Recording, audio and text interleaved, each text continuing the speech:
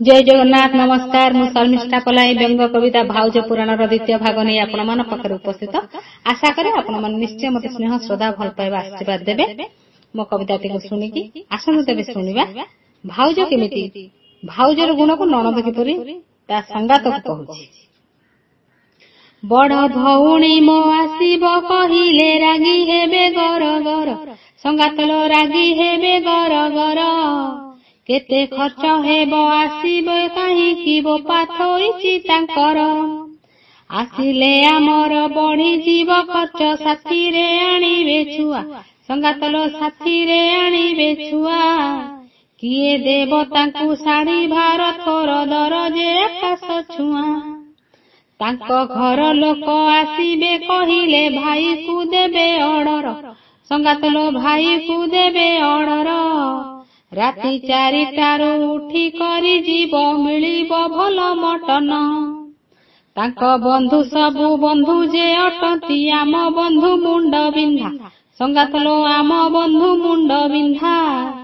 घरटारे CA चपल पिंधिबे कहिले मुखाए खुंदा संगातलो कहिले मुखाए खुंदा निजे देखिबाकू पिता शुणी भली इंचे लगांती मेकअप संगातलो इंचे लगांती मेकअप मते कहूथिबे किए बाहा हेब झुलिब आमरी बेक सावित्री व्रतरे उपासन करी खाउथिबे दिन जाक संगातलो खाउथिबे दिन जाक मो भाई मुह को लाज टिके नाही पचारे लागुची भोक बेहिया पणरे सिए तो सरीछि बापा मा हेले पर संगातलो बापा मा हेले पर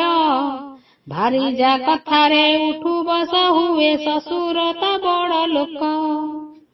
भणजा भाणीजी जे घरे आसंती से घरे धन बढ़ई संगातलो से घरे धन बढ़ई हत लक्ष्मी सिए जानी तो पारुनी दिए तांकु घउड़ाई तांको छुआ तांको स्वामी तो खाइबे से कथा भल देखिबे संगातलो से कथा भल देखिबे सासु ससुर ओ ननद दियर तांकु जे न पचारिबे हे विधाता तू ही नारी को गढ़िलु चारि परकार करी प्रभु हे चारि परकार करी हस्तिनी चित्रिनी पद्मिनी शंखिनी पातर अंतर भरी लेखुथिले मोहि लेखुथिबि बसी सरीबनी मोर लेखा पाठ कहे सरीबनी मोर लेखा